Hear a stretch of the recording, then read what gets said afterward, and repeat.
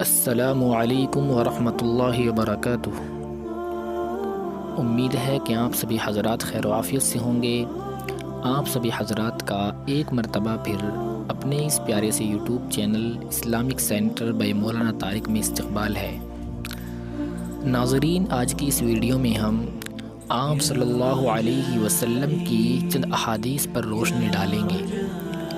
اور وہ احادیث زبان سے متعلق ہوگی، یعنی جن احادیث میں آپ صلی اللہ علیہ وسلم نے زبان پر قابو کرنے کے لیے کہا ہے، کیونکہ ہم سب جانتے ہیں کہ اکثر گناہ ہماری زبان کی وجہ سے ہوتے ہیں۔ تو چلیے ناظرین، شروع کرتے ہیں اپنی آج کی ویڈیو۔ تو ناظرین، پہلی حدیث ہے، نبی کریم صلی اللہ علیہ وسلم نے ارشاد فرمایا، جب آدمی صبح کو خواب کے بستر سے اٹھتا ہے تو اس کی تمام اعضاء اس کی زبان سے کہتے ہیں کہ اے زبان، خدا سے خوف کر، کیونکہ ہم سب تیرے ساتھ وابستہ ہے۔ اگر تو سیدھی رہے گی تو ہم بھی سیدھے رہیں گے، اور اگر تو ٹیڑھی ہو گئی تو ہم بھی ٹیڑھے ہو جائیں گے۔ ایک اور حدیث میں نبی کریم صلی اللہ علیہ وسلم نے ارشاد فرمایا، انسان کے اکثر گناہ زبان سے تعلق رکھتے ہیں، یعنی زبان کی وجہ سے ہی انسان سے اکثر گناہ ہوتے ہیں۔ اور ایک اور حدیث میں آپ صلی اللہ علیہ وسلم نے ارشاد فرمایا، مسلمانوں میں اچھا وہ ہے جس کی زبان اور ہاتھ سے مسلمان محفوظ رہے۔ ایک اور حدیث میں آپ صلی اللہ علیہ وسلم نے فرمایا، انسان کا گناہ اس سے زیادہ کیا ہو سکتا ہے کہ جو کچھ سنے زبان سے بے تحاشا کہہ ڈالے، یعنی جو بھی اس نے کسی کے بارے میں غلط سنا ہے، چاہے وہ آدمی غلط ہو یا صحیح، اس کے بارے میں جگہ جگہ اپنی زبان سے بولتا رہتا ہے۔ ایک اور حدیث میں آپ صلی اللہ علیہ وسلم نے فرمایا، میری امت میں سے وہ لوگ تباہ ہوں گے جو کہتے ہیں کہ فلاں آدمی جنت میں جائے گا اور فلاں آدمی دوزخ میں ڈالا جائے گا۔ یعنی ہم میں سے یہ چیز تو اکثر کے اندر آ گئی ہے کہ ہم دوسرے کے بارے میں فیصلہ کر لیتے ہیں، اور وہ بھی کس چیز کا فیصلہ جس کا ہمیں کوئی اختیار ہی نہیں ہے۔ ہم کہتے ہیں کہ یہ آدمی تو اتنے گناہ کرتا ہے، اس کے تو عذاب ملنا بالکل طے ہے، یعنی اس کا تو جہنم میں جانا طے ہے، اور کسی شخص کے بارے میں ہم یہ فیصلہ کر لیتے ہیں کہ یہ تو بہت نیک آدمی ہے، حالانکہ اللہ تبارک و تعالی بہتر جانتے ہیں۔ ایک اور حدیث میں آپ صلی اللہ علیہ وسلم نے فرمایا، میری امت میں سے برے وہ لوگ ہیں جو امیر گھرانے میں پیدا ہوئے ہیں اور امیری ہی کی حالت میں پرورش پاتے رہتے ہیں، اور طرح طرح کے خوش ذائقہ کھانے کھاتے،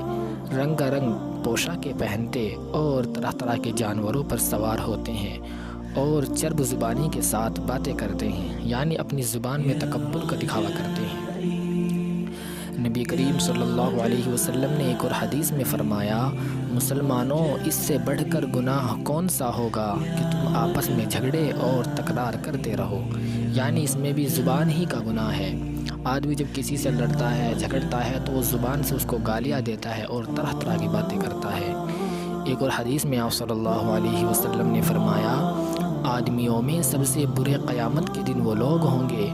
جو دو رخے ہیں، اور کبھی کچھ کہتے ہیں اور کبھی کچھ کہتے ہیں،